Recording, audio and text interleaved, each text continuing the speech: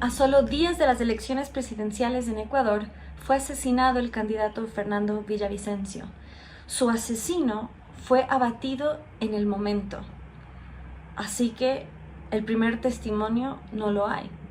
Sin embargo, el candidato Fernando Villavicencio tenía muchos enemigos, pues su lucha contra la corrupción fue frontal e iba nada menos que contra las cabezas. Hace apenas días fue frontal en su cuestionamiento a Gustavo Petro, el presidente de Colombia, cuyo hijo ya dejó al descubierto el dinero sucio que llegó para su campaña. Una parte tocó incluso a candidatos del correísmo en Ecuador, una candidata legisladora en particular, pero también a altos mandos del partido que ya tienen un prontuario criminal. A su vez, hace apenas días dijo que iba a destapar un escándalo que iba a involucrar tanto al expresidente Rafael Correa como a su vicepresidente Jorge Glass, quien ya pagó años en prisión. Frente a esto, el candidato a la presidencia Otto Sonnenholzner fue muy duro la mañana siguiente del asesinato, dejando muy en claro que el escenario que hay en el país sudamericano es por causa de quienes promovieron la ciudadanía universal, removieron la base de Manta, donde los Estados Unidos ayudaban en la lucha contra el narcotráfico, y no dejó nada que lo reemplace. Asimismo, por no pedir antecedentes penales de los extranjeros que ingresaban al país, entre otros actos que cometió el socialismo del siglo XXI para causar el desequilibrio social que hay en el país ahora. Eso suma además el poder que dio a las pandillas, dándoles incluso cargos públicos e inclusión en el sistema de salud, donde recientemente la directora de un hospital en Guayaquil fue asesinada.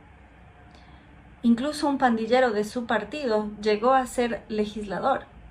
Es decir, en el Ecuador lo bueno y lo malo pasó no solo a ser relativo, sino incluso volteado, donde los criminales tenían puestos de poder y donde un llamado al diálogo por parte del candidato a la presidencia en la anterior, Andrés Arauz, dijo que debe haber una mesa de diálogo.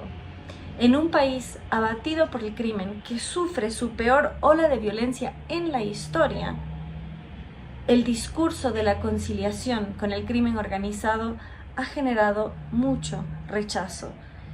Y puede ser que golpee particularmente a este partido, puesto que Fernando Villavicencio fue enérgico en su lucha contra la corrupción del socialismo del siglo XXI. Y esto sin ser un hombre de derecha, lo cual tanto el legado de su vida como de su muerte ha dejado una lección. No es necesario que una persona sea de tu misma corriente política ideológica para poder compartir parámetros comunes. Asimismo, dentro de la propia izquierda hay crítica.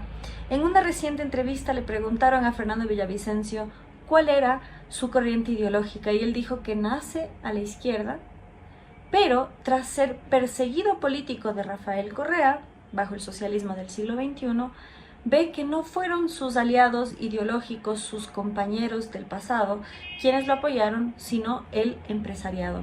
Él no usa la palabra derecha, sino empresariado, donde destaca que él puede ser apoyado y apoyar a este sector siempre y cuando cumpla con ciertos parámetros éticos en su forma de hacer negocios.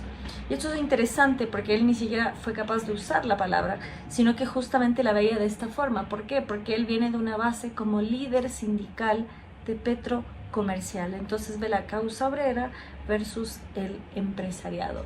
Sin embargo, vio que tuvo apoyo de este sector, lo cual le llevó a una posición un poquito más consolidada, o mejor dicho, conciliadora, cuando se le pregunta si era del centro en ese sentido, ya que se volteó un poquito más para acá o vio aliados más para acá, y dijo que no.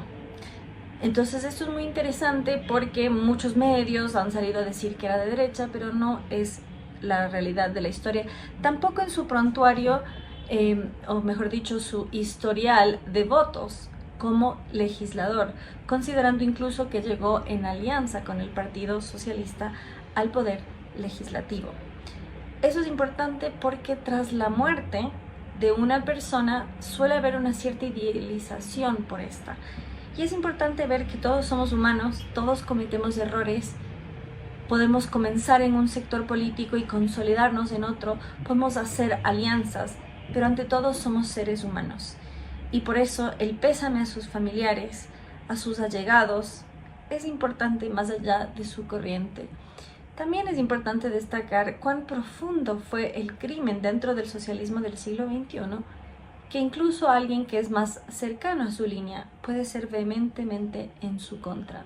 Y es que Fernando Villavicencio denunció los pactos del socialismo del siglo XXI con grandes referentes mundiales. De hecho, destacó el rol con Podemos, el partido de extrema izquierda de España, y sus alianzas en Sudamérica. Asimismo fue contra Piedad Córdoba, que fue una jerarca dentro del chavismo a nivel regional. Asimismo, él destapó los escándalos de Alex Saab, con lo cual su lucha contra la corrupción no se limitó al Ecuador, sino que muy por el contrario fue de frente contra este movimiento que, más allá de la política, tiene nexos con el crimen organizado. Por eso parte del legado de Fernando Villavicencio es justamente su lucha contra el crimen organizado, sin tapujos y de frente. Ahora, frente a las elecciones, hay un llamado a seguir votando por él para potenciar a sus candidatos a legislador. La que fue candidata a vicepresidente por su partido, que lo sigue siendo, ha demostrado estar muy triste al respecto, desolada incluso.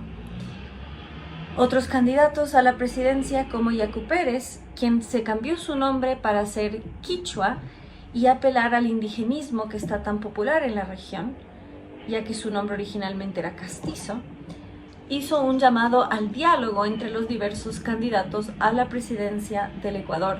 Sin embargo, fue duramente cuestionado, dado que él fue perseguido también, pese a ser de izquierda, durante el gobierno de Rafael Correa, y dicen cómo puede hablar con esa gente, lo cual nos muestra otra vez cómo durante los regímenes socialistas no necesariamente los perseguidos van a ser de derecha, sino que muchas veces, tal como pasó en la Unión Soviética, van a ser incluso de la misma izquierda. Y va a haber, como sucede al momento, candidatos premiados más por su lealtad que por su capacidad. Tanto así que el candidato Andrés Arauz es conocido como Lelo, que es un sinónimo de tonto. Y es que Andrés Arauz, frente a la peor ola de crimen que ha vivido el Ecuador, llama a una mesa de diálogo. Un discurso que no ha sido nada recibido por la mayoría, sobre todo por la oposición, dado que la gente quiere acción.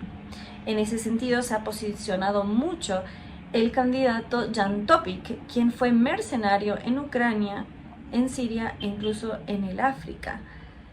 No obstante, él dijo que no va a seguir haciendo campaña por el momento por respeto al difunto. Varios candidatos han abrazado este mismo discurso. Sin embargo, ha quedado en cierta orfandad el anticorreísmo, que era la fuerza política de Fernando Villavicencio. Luego de un ataque tan violento y sangriento, ¿se podrá capitalizar políticamente este anticorreísmo, o más bien es tiempo de unión y conciliación? Más del 40% de los ecuatorianos no sabe por quién votar, y el 20 de agosto ya son las elecciones. Por lo cual estaremos en el Pan Am Post atentos para que sepan cómo avanza este proceso electoral, cómo sigue la justicia, ya que el asesino fue también abatido en el momento, y ahora hay que saber quién estuvo detrás de la muerte de Fernando Villavicencio. Síganos para más detalles.